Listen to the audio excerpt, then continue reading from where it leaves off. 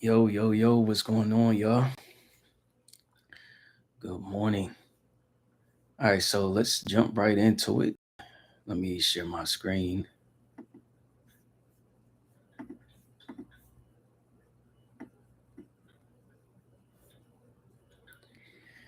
All right, cool. So, yesterday was crazy. Today in the pre-market, Tesla's up 12%. Dang, it just jumped up 6%, point 6%, right? Because we were just we were just at 0.6%. So I don't know if what just happened, but yesterday we closed obviously almost 13 points below, and there was some news, but I was a little confused because I'm gonna have to start keeping track of this because what I saw is like often what I'm seeing is a rehash of old news, right? And so I don't know if, and I'm gonna have to check to see when, like, does it? I'll check this after this pre-market prep today. Um, but there was reports, there was news about Tesla's falling short on sales, EV sales in what was it, China or Europe? I can't remember which, but I thought I saw that. I'm pretty sure I saw that last week. Like they was already talking about it, so I felt like that was priced into um, that was already priced in coming into this week. But apparently, uh, sellers just started stepping in aggressively and selling off, taking profit. And yeah, the stock prices kept dropping. And now we didn't, like I said, if we take a look, if I go to Tesla real quick yesterday, before I get into the news, in the pre-market prep, I talked about where we were before the open, and I said what I like to see is Tesla come back and retest the previous day low. And if we get, let me get rid of. So this was yesterday, right? And this was the previous day low. And so I was looking for us to, test the previous day low, which also was near the pre-market low, and for the continuation toward the upside. But I did point out that if we were to break below the previous day low and come back and retest, then depending on what the overall market is doing, which I gauge using SPY and QQQ, it might continue to drop below. But I didn't think that it would drop below. Um, well, this was like the last line of defense, 326. But because so I was like, okay, yeah, we might drop below 341 because I already had these levels, these key levels drawn out. And again, when you see these key levels, this orange, just to recap, the orange line represents the 15 minute, and then the red line represents the 5 minute. So right now I'm on the 1 minute, 5 minute, 15. So I'll go to the higher chart, draw out these key levels, and then come back to the lower chart, the lower time frame. And because what we're doing is gauging, price action and reaction based on the higher time frames. Are we in an uptrend? Are we in a downtrend? And so on. So, like I said, if we come back and we retest this, but stay heavy below this key level, then it's possible we might drop below 335. And if we do, I'd like to see some sort of if buyers don't step in It looks they tried to step in. They definitely tried to step in at this point, but sellers stepped in aggressively and pushed the price back. Continued to push the price down. We did have some pullback here, but sellers stepped in again and continued to push the price downward. And so, yeah, we buyers, stepped in aggressively at this key level here of 325 and 322, 322.55. And so, yeah, the price, and then we just kind of consolidated in this area for the rest of the day, as you can see. So, coming into today, we're going to take a look at the news. We'll check out red and orange folder news, and then we'll check and see if there's any potential news that could impact the market today. Like I said, yesterday was pretty weird. I guess people just looked at the overall sales and just, I don't know, like after that big push Monday.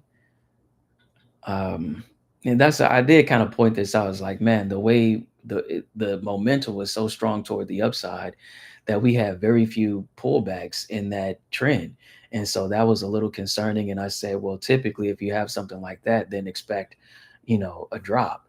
But we already had a drop the previous day. I just didn't I just was it doesn't really matter because you can make money either way in either direction.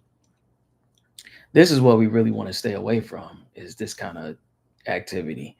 There are scalping opportunities even in this, consolidation, but yeah, you can definitely make money. It's difficult when the overall stock is, from the higher time frames, is showing an upward trend, um, because you got to look at other confluences, right? What is the stock doing itself, and then what is the overall market doing? Is there any news that's impacting the behavior of the stock? And Tesla is one of those stocks that happens to be extremely volatile. So, a tweet from Donald Trump or a tweet from Elon Musk can send the stock spiraling in either direction. So, yeah. But coming into today, um, we're still above, this 325.72 range. So that's a good sign. We did, start to, well, I say buyers did step in and try to push the price back up.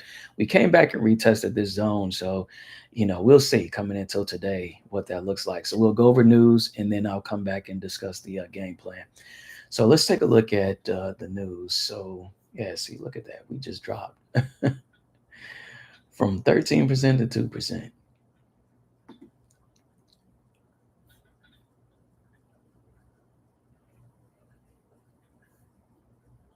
Yeah, this was it yesterday. So, yeah, we fell. We just fell in the morning. And then once the open happened, so fell by nearly 41% year over year in May.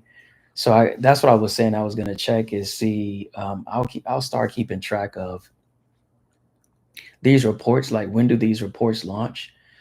Because maybe it was estimated and maybe I missed that detail. So I possibly missed a detail, or again, this is rehashed. It was priced in, but maybe, the anxiety or fears of investors just kind of made forced them to make a decision to sell and take profit. We, so yeah, I'll keep track on this, right? So let me do this. I don't want to lose this.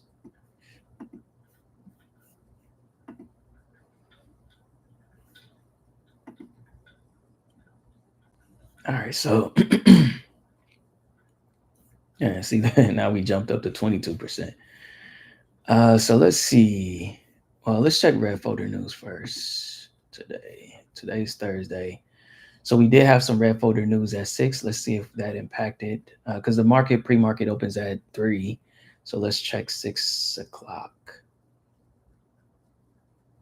Okay, so after 6, we began to make our way down. We retested this pre-market low. You can see that we started. Let me zoom in here.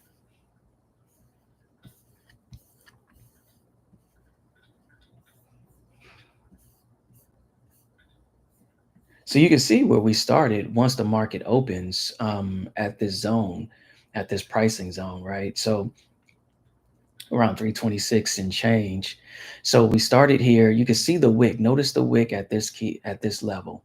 So we came back down, retested this key level, and then retested it a third time. So when I see activity like that, that gives me a bit more confidence that the stock will likely continue towards the uptrend, and we might reclaim, these key levels again.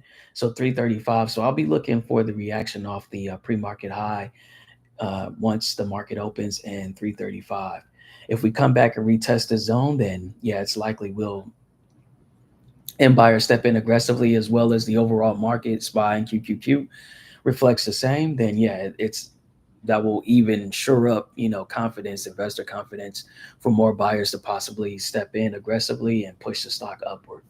So we do have some more red folder news coming in about 15 minutes, and some orange folder news as well. FMOC, Bimber Goldsby speaks.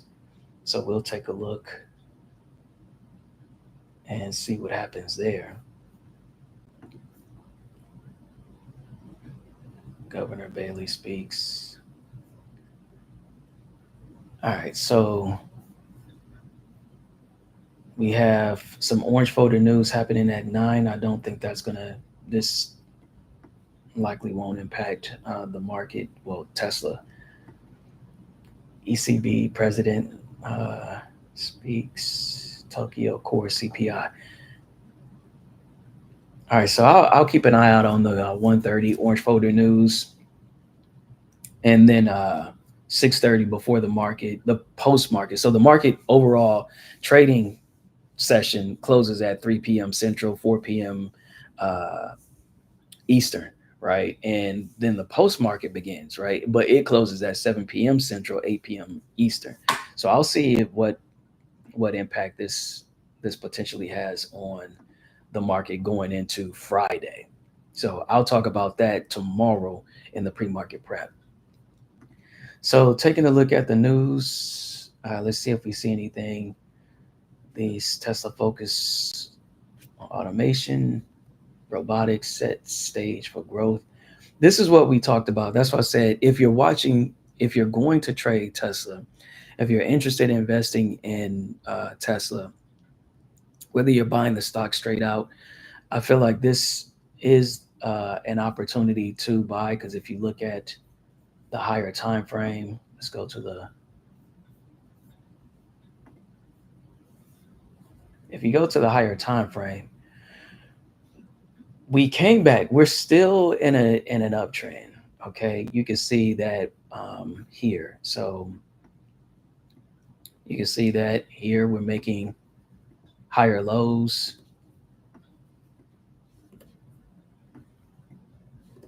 and that's what we want to see, right? So even though we had this big push based on the robotaxi news, and then we came back, buyers are still. So this is what we look at as it's a phrase we call liquidity zones. This is where liquidity is resting. So the buyers are here. You can see, like, when you see these large wicks, like here and here, this is an indication that buyers are, they're here in this level. You can see there was a wick where sellers were stepping in aggressively, but buyers push right after that. Buyers push this thing right back up. So when you see these wicks, you can see we have four, 1, 2, 3, 4, and then this aggressive candle here. This is what I mean. So as long as, and you can see I don't know how well you can see the wick there, but um, yeah. And so we're slowly grinding our way back towards this key level. And if we reclaim, 335, come back, retest, and then continue, so maybe we push, come back, retest, and then make our way upward. That's what I'll be looking for coming into today. Friday, I don't expect too much activity, but in the past, this month as well as May, Fridays have been some strange movers. So we'll see. We'll see. But this is a good sign as long as we continue to, you know, continue this trend. We haven't broke market structure. So this is what we look at in terms of market structure. So if you want to, if you're looking to get into a trade, maybe a swing or buy stocks plus swings, or whether it's just stock or swing trades, I think this is a good opportunity um, now that we've come back and retested this zone.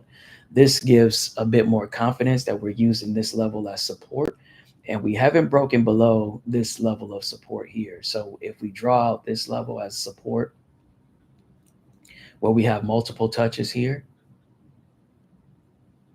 so we can draw this out as a zone, as a pricing zone. We can potentially draw this out as a pricing zone.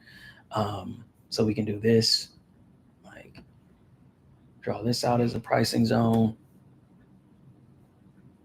draw this out as a pricing zone, and then draw this out as a pricing zone where we have multiple touches, old highs, old lows. Remember that. So that's that's what we like to look for. And if you're looking to buy, I think this is a good time to consider investing. You, if we continue heavy now, let's say this is just a retest, and we begin to push our way down, and if we break this key level, then I would consider, like, you don't have to give it too much room. You can get in now, right? And because you want to get in early enough to where before we start this push, because if we do a push like this again based on news, then you could take profit. At that point, you can start to scale out. So yeah, this is a good opportunity to invest, buy a couple of stocks if you're interested. You don't have to give it too much room, but you can start now. Um, yeah, because this is definitely a good level. Or you can wait till we reach this level here. If the stock decides to make its way lower, if we don't maintain this, because we could consider this, if we box this in, this activity, you can see this is just consolidation. This is a range. So as long as we don't break below this, I would say we're still in range. So you can consider investing in this key area, um, and give it some room. So as long as we don't break below this zone, then I would say you're still fine. If we continue heavy below this zone, then it's like, hey, go ahead and sell, stop out of your position, and then wait to re-enter once we find a bottom, like we did here. Once you see that buyers are stepping in aggressively, then you can say, okay, yeah, because you can see, like, even in the post market right before we closed, look at the post market activity, and then in the pre market when the at 3 a.m. Look at this huge jump. So that's what I'm saying you want to look out for, and this is how people are making significant money when they do a swing, enter into a swing position, because you're giving it some time. A swing is basically where you're buying time for the stock to develop and make direction and make its way in some direction. So like here, that's what you want to be in position to capture these gains. And then you can see in the open, look at this huge push. Same thing here. Even in the post market, we gap. I mean, we sellers stepped in aggressively and pushed the stock down, but that was okay because buyers showed that, hey, no, we're not gonna we're not gonna go back below this old low, right? We're gonna keep the stock pushing higher, and it did. So imagine if you caught this gain, and then the next day you caught this gain, then the next day you caught this gain, because you don't know where the stock is gonna go. So you just have to, like, get in early enough, and then just keep an eye out, and then make your decision based on the activity during the day. So let me erase this, clean this up a little bit. All right, so let's see. The other thing I wanted to mention, yeah, well, that I intended to mention anyway, is don't focus too much on the robotaxi news. Look at the extract from that news the bigger and see the bigger picture that Tesla's moving towards. See what Tesla's really doing that many people may not be aware of. And when I say many people, I'm saying your novice, people that's not really tracking, but they'll just kind of tune into the news and see what's happening.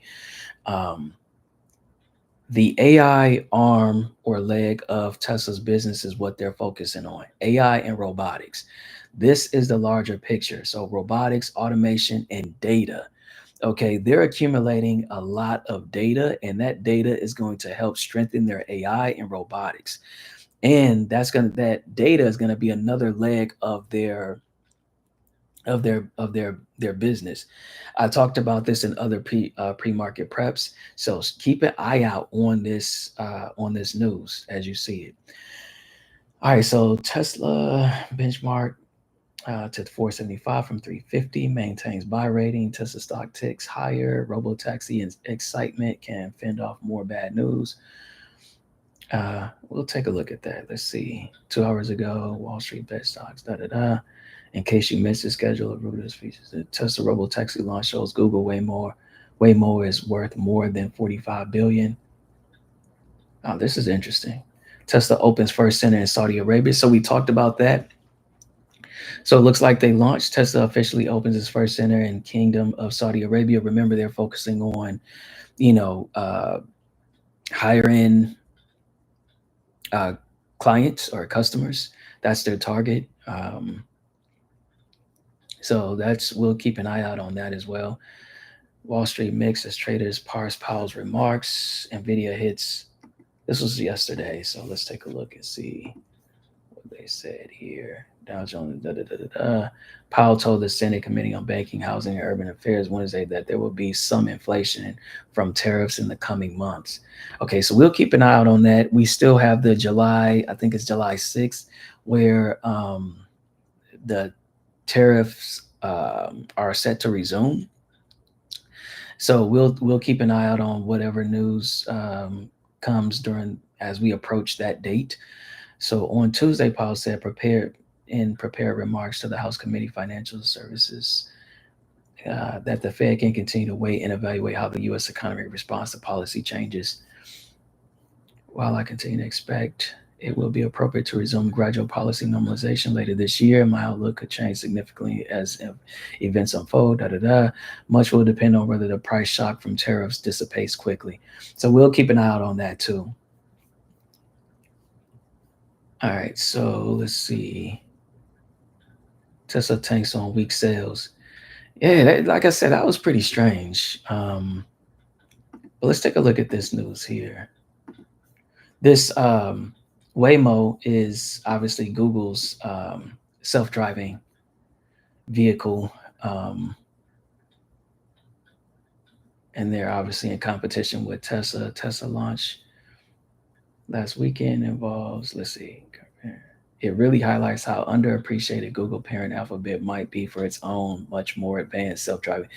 Now, this is cap. They say much more advanced. Now, way more in Volks VOOX is the competitor, is a self-driving vehicle competitor, is Tesla's self-driving vehicle competitor. Um, and both of them are using the same technology. Tesla uses a different technology. Okay. Now, yeah, I guess one could argue that it's advanced. I would say it's new. It's new, but the technology Tesla's using is already familiar, right? We already know about it. They're using cameras. They're using a technology that already exists. So they're using cameras. It's cheaper. It's familiar, and we'll see if who can scale faster. So we'll keep an eye out on that. Last weekend involves fewer than 2 dozen cars offering rides to handpicked adults in the city around 6 a.m. and midnight. The vehicles of Tesla's self-driving vehicle, the purpose-built cyber cab that Tesla unveiled last year, isn't expected to roll off production lines until at least sometime in 2026. Trips was only 420. Seat. vehicles involved if that employee is making the Texas minimum wage of 7. And yet, robotaxis are among the moonshots supposedly underpinning Tesla's 1.1 trillion market capitalization. That is far above Alphabet. So Tesla's share price is down 19% this year, but the stock still trades around 150 times projected earnings for the next 4 quarters. That is far above Alphabet's multiple of 18 and a half times, while Ford, General Motors, GM, Toyota, Mercedes, and Honda currently averages multiples of 7.6 times forward earnings according to the fact set data. We have long argued that robo-taxis are critical to Tesla's investment case. He says robo-taxis alone account for about 60% of his estimated valuation of the company. That's what I said. Like, and it's not just the robo-taxis, it's the technology. It's what they're learning from this technology. That's what I'm telling you guys. I'm a technologist, right? I'm a tech enthusiast. I worked as a software engineer for the past 10 years. I love technology. I worked for Geek Squad. I did all of that techie stuff, man. Um, Even in the hood, you know what I'm saying? Just kind of, dual agent, right? In the hood, you know what I mean? Doing my hood thing, my street thing. But on the side, like just keeping an eye out on technology and learning as I go. So it's like, man, I'm like the stringer bell, you know what I mean? So, but yeah, so keep an eye out on what Tesla's doing because this is what I feel like is key. And why Tesla is so valuable, why investors feel like Tesla is so valuable. And Elon has been making the right moves. His decision making has been not in politics, obviously. And obviously he's too emotional to, enter into that realm until he can get that part under control. But beyond that, as far as his business, um, savviness is concerned, yeah, he's A plus there. Investors are on board. Waymo raised 5.6 in a late stage funding round last year. That's cool. That deal valued Waymo at 45 billion, which put it among the 10 most valuable venture-backed companies. Wow, that haven't yet gone public. Um, so we'll check out PitchBook. I'll check out PitchBook and see what's going on. Some Wall Street analysts, blah, blah, blah, have higher estimates now, giving Waymo strong lead in the robotaxi service market and a partnership with Uber that is expected to boost usage. Oh, okay, so we'll keep an eye on that.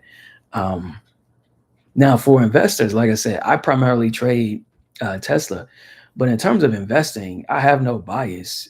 Whatever makes money, that's the goal, right? Is to continue to grow the dollar from $1 to two, two to four, and so on. James put a base case valuation of way more around 150 billion in a report last month, 129% growth, possibility to quickly catch up. And the design of Tesla service still leaves open the possibility that it could catch up, theoretically converted into revenue. That design represents a major bet by Tesla chief who has shunned the use of self-driving systems that include the more expensive. So this is what I was telling you. I didn't want to get into the details because you guys may not be familiar with that technology. So I was just like, they're using a different technology, but this is the technology that they're using. Full transparency, I didn't remember the exact name, but I did store the article, I believe. Tesla's autonomous system is based on cameras and software, which is cheaper to deploy but adds potential for new problems such as cars getting blinded by sunlight. And the company's large base of both friends and foes has given the launch unprecedented levels of scrutiny. And that's what I say. It would have been great to see how what they're doing behind the scene, during testing to see like what happens when there's glare and when there's oncoming traffic to see how the technology shapes up. So until we get that information, we'll just have to stay tuned and see what happens. But remember, that's the robo taxi. But again, this is only fueling the next phase of Tesla's business, which is AI and robotics. All right. And the data. So those three arms is what we should be really focusing on. How does it impact those three arms? Okay. And I'll keep you guys abreast on what's happening. So that's all I see as far as news today. So I'll go ahead and jump into what my plan is moving into today. Let's check this real quick. I just want to skim through. EV, data looks shine off the elect, winning over regulators and public opinion is paramount and will allow rapid scale up if achieved. New regulations for, yeah, I believe this is key for the robotaxi business side. Um, However, Kalo said that while deliveries remain an important piece of company's fundamentals, the recent launch of Robotaxi and excitement will likely take precedence over the near term.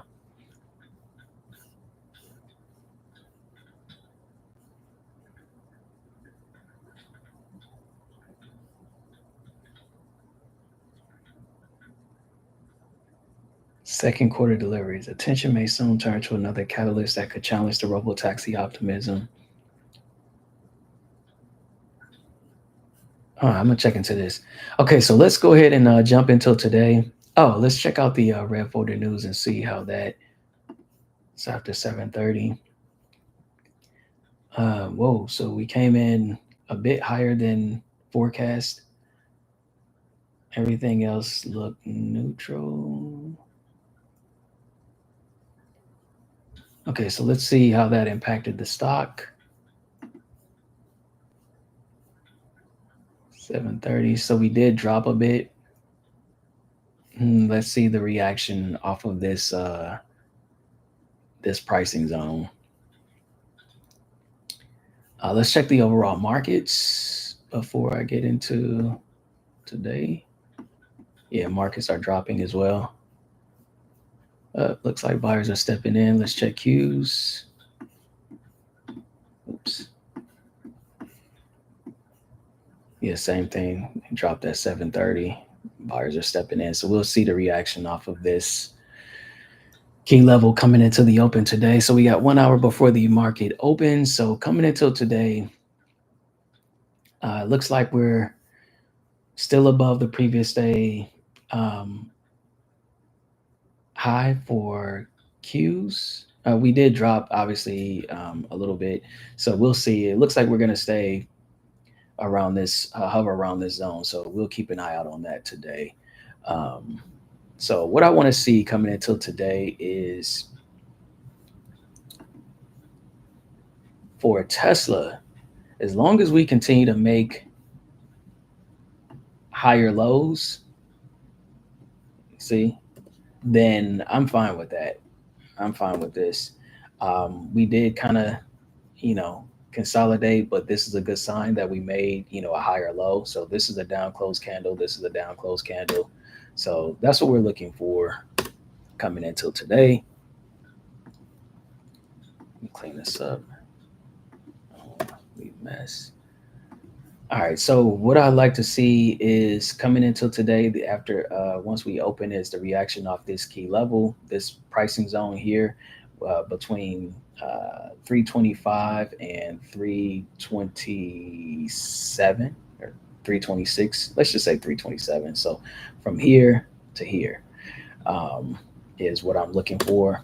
So I checked the reaction off this key level. Hopefully we kind of come into the open, kind of consolidate a little bit and bounce off of this for a retest, for continuation to the upside. And then we'll check the reaction off of the pre-market high of 329.97. And so if we continue, right, if we continue that, hopefully maybe we, kind of consolidate before we break through. But if we once we break through, I'd like to see a retest of this key level, and buyers stepping in aggressively to push the stock higher, and then slowly, like just slowly grind our way up towards 335.49 and check the reaction off of this.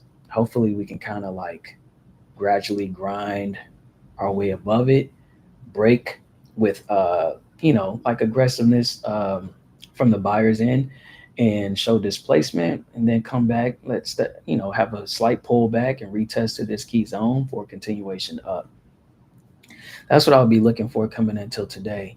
I don't expect that we'll start off very strong, like we did uh, on Monday. So I don't expect that coming until today, not after these, you know, significant drop, sell off. I'll just call it a sell off because that's what it looks like. A lot of investors just took profit. I didn't. I entered a very small trade yesterday. I didn't take much because I didn't like what I was seeing. I did see there was an opportunity to scalp this um, this after the open, this downtrend, and I didn't do it because it's the reason is because it's difficult to have a bias, um, and then bet against your own bias, right? So my bias was towards the upside, as I said before, because we didn't break structure yet. We just kind of, you know, hovered, and consolidated in this area, and then in the pre-market, we kind of made our way back up to reclaim this level of 343 and change. But then once the market opened, we just dropped. There was a sell-off. So we could have, there was an opportunity. If we go to the 1 minute, I can show you what that looks like. If I zoom in here. So this is what we look for is a breakout above a key level and then a retest of that zone for a continuation to the downside. And then so we only had this one up close candle, and then sellers just kind of stepped in and continued to push the stock down. And this was the second opportunity, right? So if you didn't get in here, it's like, okay, we had this aggressive push by sellers. It looks like buyers are trying to step in, as you could tell by these wicks. So I was like, man, are buyers going to step in here? Like, what's going on? So we had this pullback, but that's all it was. Sellers stepped in. And then this is the key, right? So we had this up close candle, but we didn't make a new low or a new high. So we typically what you're looking for is, okay, when are we going to make a new high? Are we to confirm that we're making our way back toward the upside? But we didn't. So sellers continue to step in, and you can tell by this candle here. So once we made a new low, this is where you could have entered your trade. So there were several opportunities to enter into this scalping opportunity to make some money. I just didn't want to go against my own bias. Today, I'm fairly neutral, so I'll just wait to see what the market does. Um, the signs look good that we're going to continue toward the upside, like I showed you in the pre-market zone. Um, but we'll have to see. I'll just wait and see. So right now, I'm just kind of, um, you know, in between. I'm not bullish or bearish because we're still in this zone, right? We're still in this. If we box this in, we're just in this zone.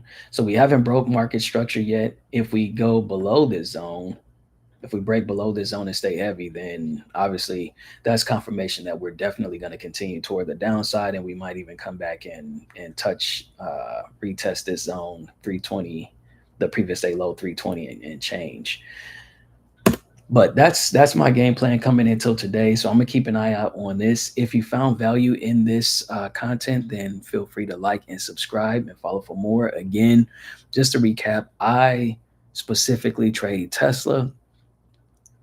I am new to trading. I keep my trading journey open to the public, so you can, if you're interested in learning from my mistakes, that's how I phrase it, learning from my mistakes as I venture into this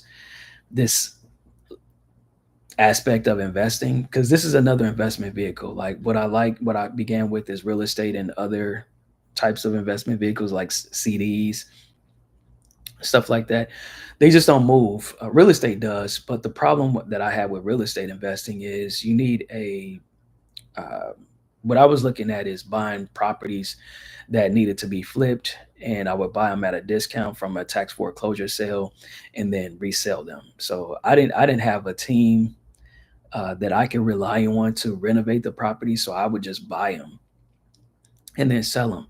But there is a concern there. There is a challenge there, even when buying tax foreclosure properties, because you can't really go inside them. Um, There are some that are vacant and they're just open, maybe because where it's located. But other than that, my point is that when it comes to real estate, it takes a lot of it takes a lot more money. It takes a lot more money, a lot more resources. Period. So you need to have a team that you trust, that you've been working with, that you can go in and you can trust them to do the job. They're not gonna, play games or not show up on time or waste money or overcharge you and stuff like that. And I have a real issue with trust. So, and dealing with people, because I don't like to manage people, and I'm more of a direct, straightforward type of person. And some I come off blunt and too direct to a lot of people. So, as you might tell by my personality, but that's just how I am, man. I just focus on the business. I'm just like, yo, just get it done, man. Don't bring me no excuses, man. Like, I don't want to hear none of that. So it may be like people be wanting to fight, you know what I mean? Like, and I ain't got time for fighting either. I ain't getting paid for that. Like, if I'm getting paid to box, but I ain't about to be sitting up here, swollen knuckles, or, busted lip or black eye or taking bruises, if I ain't getting paid for that, man. Look at what Mayweather getting. That's money Mayweather. He getting paid. He was getting paid to fight. If I ain't getting paid to fight, what am I doing? I'm 46 years large, man. I ain't got time to be wrestling out here in these streets for no money. For free. You know what I mean? Like, are you kidding me? So like, but with this investment vehicle, you can get in with a couple of dollars, like a couple of $100, and make money. So, and be liquid the same day. With real estate, you still gotta wait, right? You put your money in, and it could take 3 months, 6 months, 9 months, a year, or longer. It just depends on the scope of the project, and the market conditions. Like, are buyers is the market um, pretty scarce, like, and your particular type of property is in high demand and it's going to cause it to sell quickly, or is there a greater number of properties on the market but fewer buyers? So supply and demand, man, basic economics, man, fundamentals, right? But with trading stock options, and there's other aspects of day trading too. You can day trade forex, which is currency, different currencies across the globe, and you can day trade futures. So there's different aspects of day trading, and different people are winning in on each side. So it's good to see. It's good to see, like, especially, you know for me to see other people that look like me that's entering into this aspect of investing is a good sign. I feel like there's a lot more people that needs to be put on game. So that's what I'm here to do. I'm here to put people on game and walk you through and be completely transparent, because although there are people that look like me in the space, everybody isn't being 100% transparent about what the losses that they take. They'll come in and say, yeah, I made 100,000, or I made 50, or I made 10, or I made 2,000, or I made 500, but they don't talk about all the losses that they suffered. So first thing right off the back is, I told you guys, like, yeah, I made 20K coming in, then I lost 40K. So I lost the 20K I won plus the 20K of my own money, and then close to 5K more. So now I'm starting from that point of view. And when I reflect, when I show you guys my journal, you can see that reflected in my day trading journal, because I just began tracking this in April. Okay, I was like, yo, I need a way to track. And through my mentorship, through me subscribing to two different mentors, one mentor, my second mentor that I subscribed to and paid $3,500 for, they were keeping their trades tracked in a journal. And I was like, oh, I wonder if there's a free journal. Um, and I looked and found this journal, and this is pretty good. So they're claiming that they're number one. So my mentors don't use this; they use a different journal. But I was like, cool, yeah, let me keep track, and that way I can monitor my performance. This is really good at helping you keep track. So since I've been day trading and keeping track in my journal, I am currently up $3,300. Not up above where I lost, but making my way from the negative to towards the positive. So once you see this number hit 44,000, then like, okay, that's where he's at. So every time you come in, if you're on the Discord, if you're in my Discord, then you can see this. right? You can see where I'm at. You can keep track. And once you see that number hits 44K, then you know I've not only made my 24K back, but I also got back to 20K. But this number needs to hit at least 24K, right? That means that I got back my own money. You hit 44K, that means I got back my money plus the 20K that I won initially. All right. So this is my tracker, if you will. This is the P&L tracker. So once you see that number hits that goal, then that's when you know. All right. So till then, I'm gonna sign out. This is your man Ace dropping the mic right here. I'm really appreciative of the fact that the Lord has blessed me to find the mentors that I found because they've been really phenomenal, man. Like what I'm learning, I encourage you guys to, continue to. If you're just like uncertain, then continue to watch me. Like and subscribe and follow for more. I can put you on to my mentorship because I think you can learn and just start out practicing, just watch. Start watching, stay consistent every week and just keep watching, right? And then as you're watching, do the next step, which is to create a brokerage account. I use Thinkorswim. Now, through Thinkorswim, they give you maybe, let me go ahead and demonstrate this in this video. So I'm going to just quickly log into Thinkorswim real quick, so I can show you guys the low risk, the zero risk side of how you can start practicing with zero risk, so you don't lose any of your own money.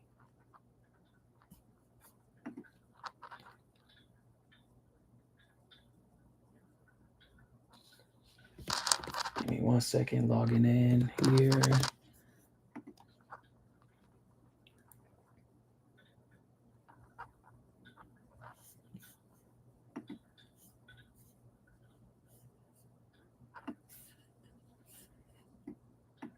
Okay, so here we go. All right, as you can see that when you create your brokerage account with Thinkorswim, they give you two sides, right? This comes included, right? When you create your account, you don't even have to put money into your live trading account, okay? So you can switch. I'm using the web view. It's a little bit limited versus a desktop version. I have both. But I'm using this to demonstrate for you guys. It's easy to switch between your paper account and your live account. So just by clicking the button, right? So they give you this paper money account. As you can see, the market, in terms of the market, they give you a certain amount. They give you 100,000, right? They give you 100,000. I was doing a lot of tests and I ended up losing like a lot of money because I'm testing various theories, right? So that's the goal, is like test it out, because it doesn't matter if you lose the money, you're not losing your own money, but you can keep track in a journal so that you don't forget, because psychologically speaking, the mind plays tricks on us, right? It'll have you believing that you really like that, like you really him, like you're really her. You know what I mean? And you're not. Like, unless it's reflected in your journal like this, you can see like this is real data. How many wins, how many losses? Are your wins superseding your losses? Is your average win rate superseding your average loss rate? Are you up or are you in the negatives? What's the wave? Like, you can see your activity over time since you began tracking your journal. Are you like suffering a lot of L's, or are you really, really up? Like, what's the level of consistency? And so you can see that reflected. Not only that, but you can also see the percentage, like what's the return percentage on each of your trades. And then you can average that out. Okay, you can get an average of what that looks like. So if you go to your weekly views, right, you can get an average. So your average return rate and so on. Like, this is dope, man. So you can get all of that data, go to the stats center, and even get, even greater data. Okay. So this is what I mean. Like, you don't want to be like kind of winging it or like using your mind, your memory, because the memory is flawed. Our memory is flawed. Okay, unless you have a photographic memory, which most of us don't. The average person doesn't. So, listen, you want to make data driven decisions, and you want to know that what you're trying does work, and you've tried it over a consistent period of time, and it constantly works. So, for me, what I did was, as I as I'm learning from my mentor, I've been with my second mentor for about since April, and so April, May, almost 2.5 months now, maybe three. I think it was the beginning. It may have been the beginning or mid-April. I can't remember. Again, hence my point. Don't rely on memory, man. Especially if you like me. I'm 46 large, man. My memory is not the greatest. So I have the data to reflect, to reflect on it and help me make my decisions. So they give you 100,000, and you can practice any thesis you want to as often as you want. So you can take real trades, right? You'll be looking at your charts, and then you come here, you go to trade, you can pull up Tesla, and you can see the activity in real time. So you're doing a real trade, just not with real money. So the market is, everything is live. Like, all of this is live. This is real data. This is what the stock is actually doing. So when you come to the option chain to buy a contract, this is what's actually happening on the real money side. So you can get, it's one to one. You're comparing apples to apples, right? So you come in, you can select your contract, you can select the cheapest contract to test to see, does it make money or not? And what are the conditions when it does, and what are the conditions when it doesn't? You can test all of that, and you got enough money to play with. And even when you lose this money, they just replenish it. So and they give you two. So I got two accounts that I'm playing with. They give these to you right off the back. So um yeah, man, you that's why I say you can practice risk free. So you go into it, um you just start watching. Maybe you start with me, you like and subscribe and follow for more, and then you're like, hey Ace, put me on to your mentors, let me sign up. Or you can just join my Discord. You got two options. You could join my Discord. If you have specific questions, I can get that information from them. They have a whole course and everything. I can give you his name. His name is Scarface. um Scarface Trades. So if you want, you can take a look at his videos on YouTube.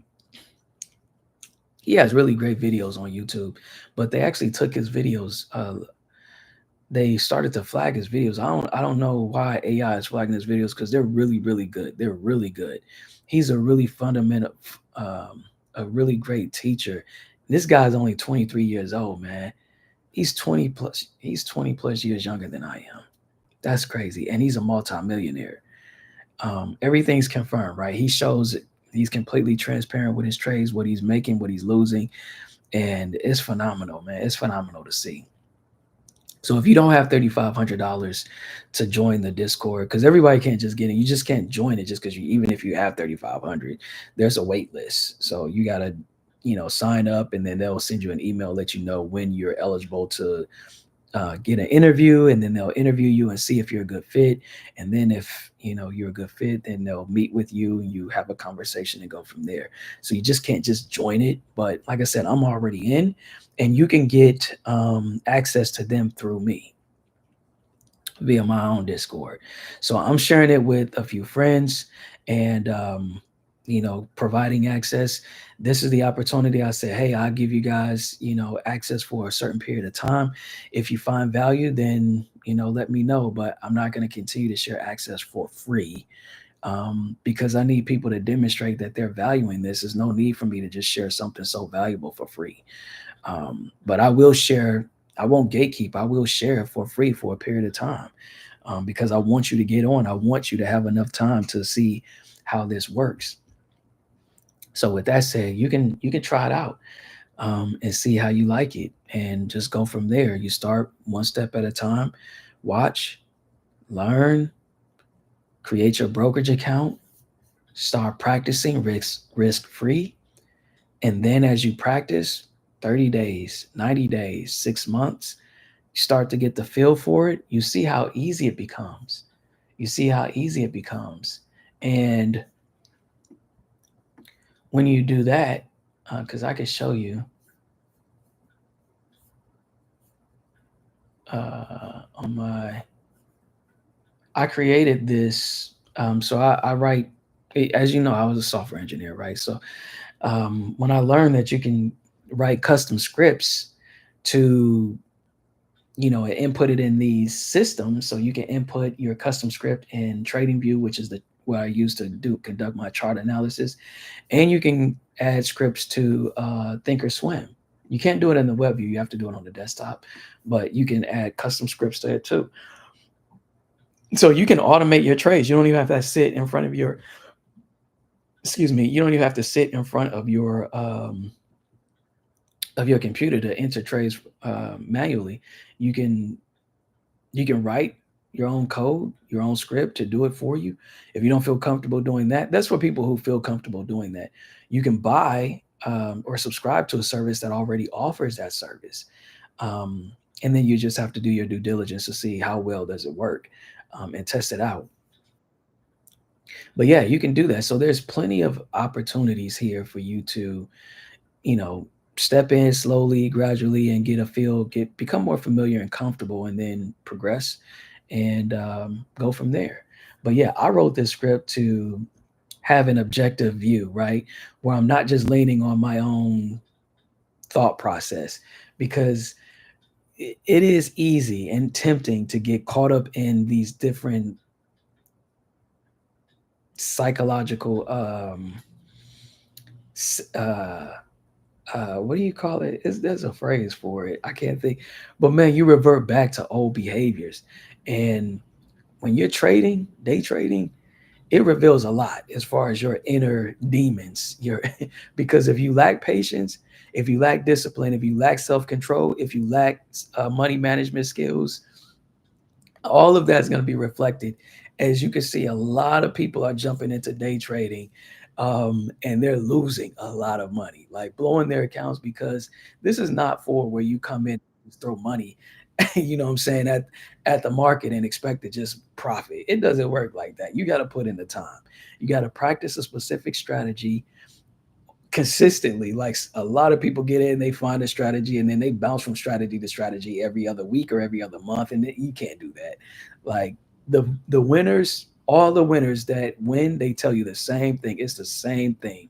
All the successful traders are telling you the same thing. Here's the foundation: pick a strategy, practice it, you master it. For consistency over a period of time, 6 months, 9 months, a year, right? After you master that strategy, you can begin to add variations to that strategy, right? Add to it, because that one strategy won't apply to every market condition. So you can only enter A plus setups with that strategy when the setup presents itself. And it won't present itself every single day, or every single week, or even every single month. It'll do it, but you just have to wait until it presents itself. That's how people are making so much money. Like they've once they've accumulated a strategy or mastered a strategy, then they've remained disciplined in executing based on that strategy. And they keep a strict stop loss limit. They don't supersede their stop loss limit.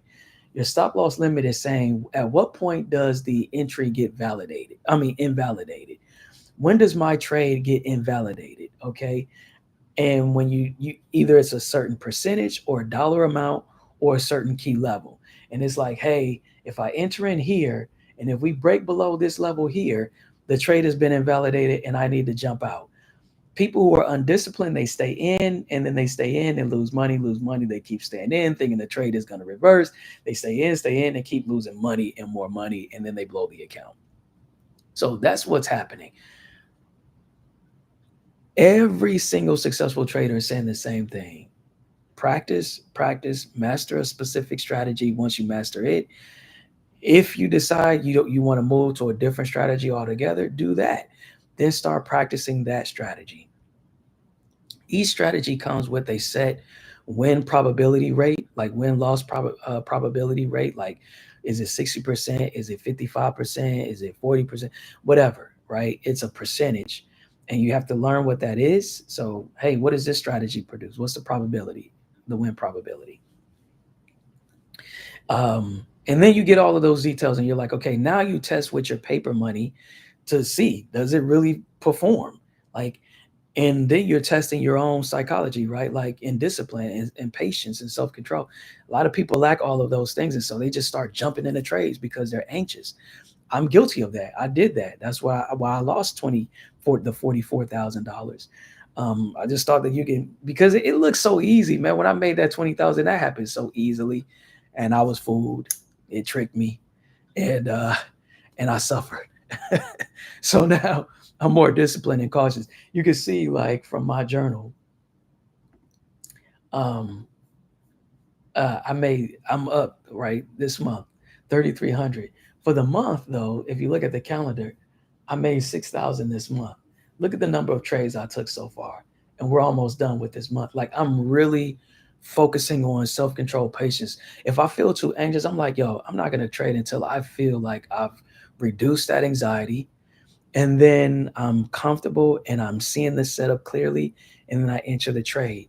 What I'm doing meanwhile is I'm still trading, but I'm using the paper trades, y'all. I'm using the paper trades.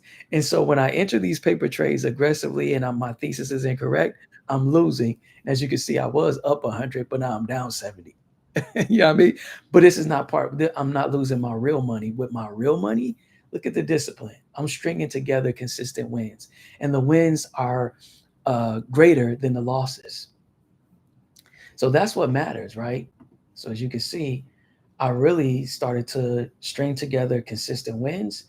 Then I just had to make tweaks. So I had some large losses like last month, right? In May. I had two significant losses, but look at the string of wins that I had. But these two losses accounted for 80% of my loss, my losses.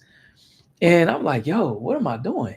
And so then I'm not reading. My mentors, they have a weekly review and they go over, everybody's asking so many questions. And so through that, I'm able to learn. And so each week I was learning something new. And as I'm learning, I'm putting it into practice. I'm applying, I'm actioning on it. And so they taught me how to reduce my risk, how to manage risk. Because um, what to look for specifically. It's not like, and it's pretty simple when you really think about it. But what ends up happening, they put the puzzle pieces together because they reveal to you like, here's what's happening. Mentally, you fall into this trap. It's a trap, and it happens to a lot of people. So don't be too concerned about this. This happens to a lot of people, investors, traders, whatever. So it made me feel comfortable. It's like, oh, this happens to a lot of people, right? Here's what you do about it. Here are the steps that you take. Oh, so you look for this, you look for this. And then once you get to the point where you see your trade being invalidated, get out. Get out. Before you enter a trade, make sure you check off these key boxes. Okay. Make sure that, and it's not just the physical, um, what you can see here on the charts, but it's also mentally. Check off these boxes. Are you feeling too anxious? Are you feeling like you're revenge trading? Are you feel like you're chasing money? Are you feeling like da da da da da da da da da? Go through that, and that's what I'm doing. I'm practicing that. So that's what I did this month. I'm like, have the mindset you don't have to trade every day. You don't have to jump into every trade. You don't have to chase money. Learn discipline, practice self control, practice discipline, practice patience. So, becoming an investor incorporates all of that. It incorporates all of that. And as you master that, you should see this reflected in your trades. You should see this reflected. If you don't see this reflect, that means you haven't yet become, you haven't graduated. You haven't graduated. Once you begin, you should see this reflected in your trades. Notice it's not taking me long. In April, I did a really good job stringing together wins. I got undisciplined. I kind of lost control, as you can see on the 8th of the next month in May. And then again on the 21st. So I was doing my thing. I was practicing, but there were still things I had to learn. And it was revealing to me through my trades where I was messing up, like what I haven't mastered yet, what challenges or obstacles I still needed to overcome. And so for this was a matter of knowledge. Like, how do you better manage your trades? How do you not stay in losing trades so long? Like, what are we looking for to identify when is this a loser? When should I get out? Didn't like what am I looking for to evaluate my trades? And that's why this journal is so critical, man. Because in the journal, let me show you this last point. In the journal itself, what you were able to do, you can see these tags here. If I go to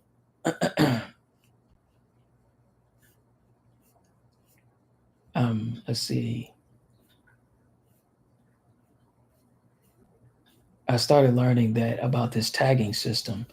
So if I go to this loss here, I'm able to tag it and add some notes. So let me see, did I?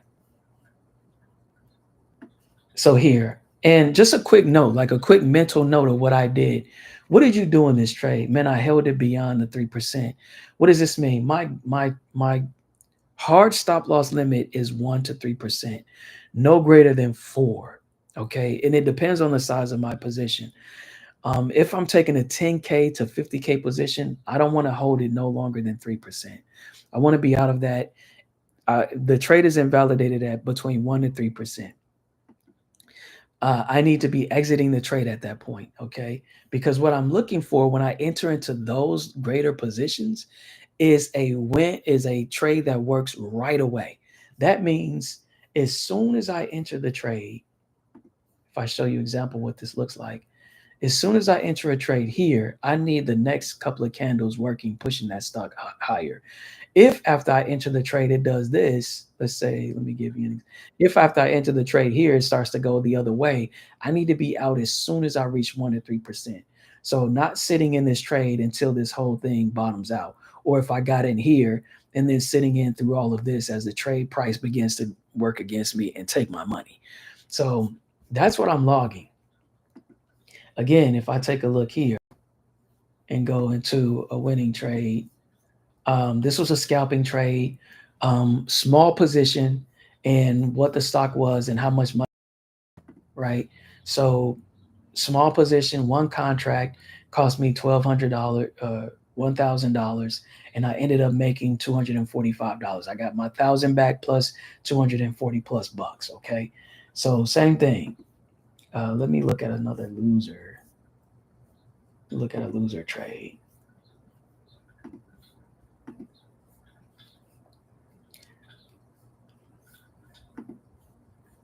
So I didn't.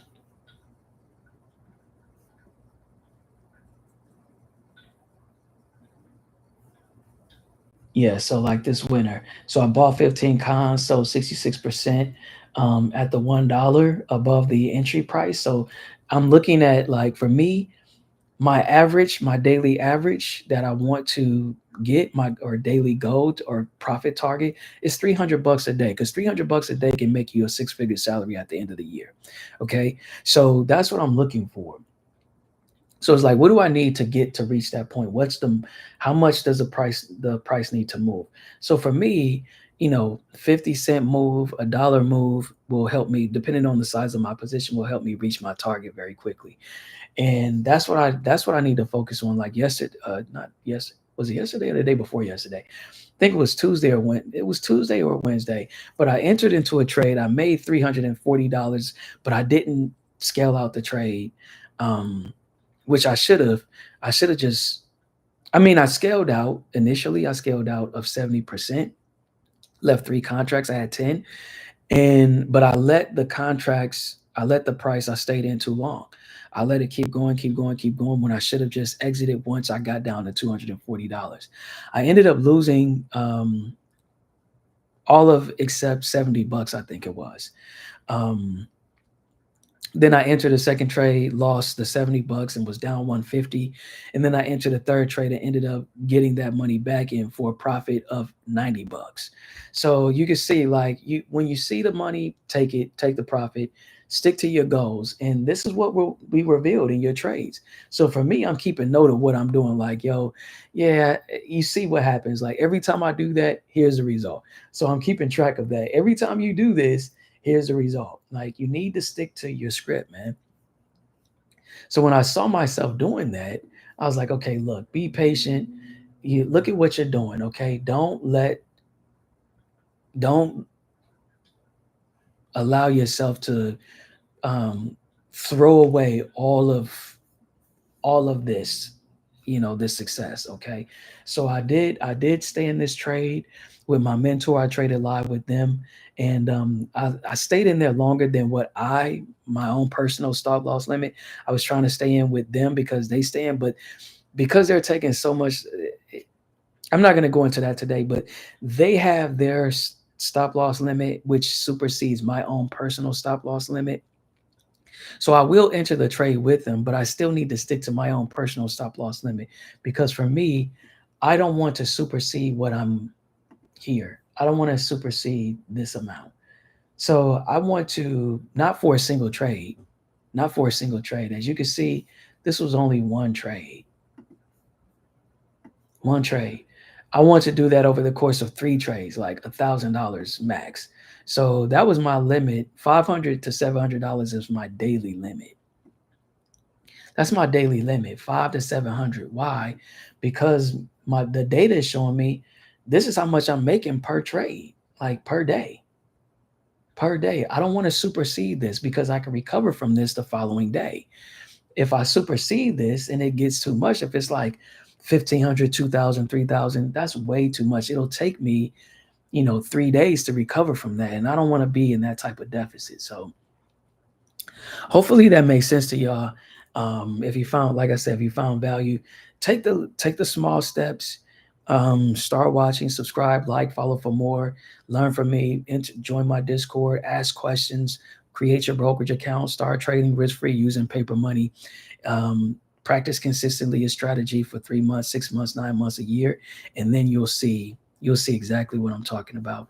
But I'm gonna wrap up with this key point here is that I'm creating scripts to help me eventually get to the point of automating this process.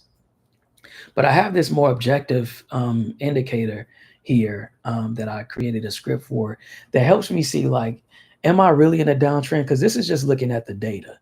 This is not just like me thinking that I'm in an uptrend or feeling like it is, or even when I'm in a position that's like, nah, it's going to recover. This is looking at several data points that I couldn't quickly look at myself, like without taking my eyes off the trade. So here I created a script that actually shows me quickly, visually, like, listen, this trade is about to start working against you.